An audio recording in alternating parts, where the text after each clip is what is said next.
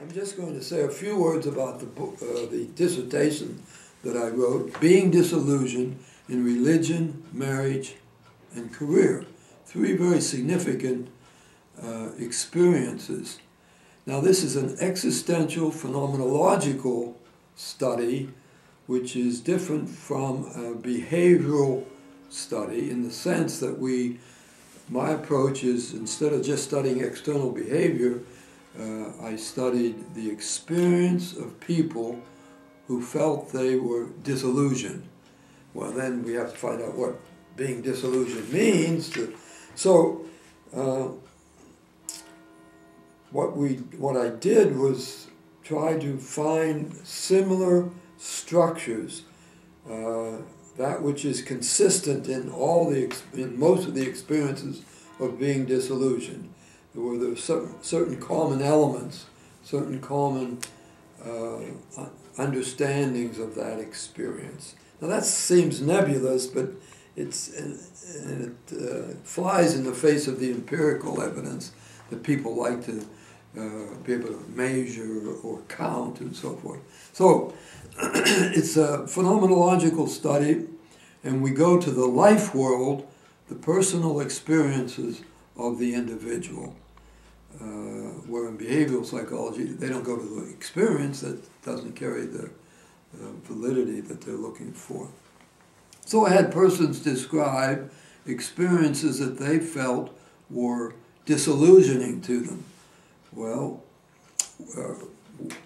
why? What would be disillusioning to them? But let me just say, I chose the three, marriage, religion, and career, because I saw in society, I'm a clinical psychologist, I saw in society and the people that were coming to see me, shattering experiences that just upset them, not just disappointment, it's more than disappointment. I looked at disappointment, and others have written on that, but disillusionment is there was something so shattering about it that people's lives fell apart. So I used religion, marriage, and career as three major experiences in everyday society, especially in the United States, that was going on. Now this was back in 1984. And I had a little bit of a difficulty initially getting the dissertations approved because it seemed so nebulous. What's being disillusioned? How do you get a hold of that? Well, we use language to get a hold of our phenomenon instead of statistics, measurements, testing, and things like that.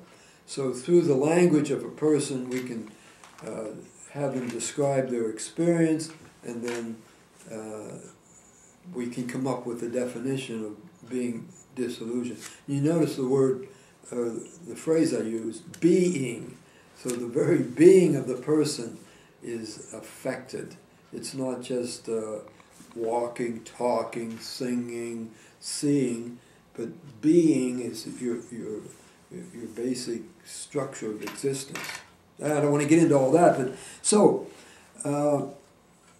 what I did was I had about 10, 15, I'm not sure what the exact number of protocols, and they wrote down their experience of being disillusioned in one or the other of these areas. So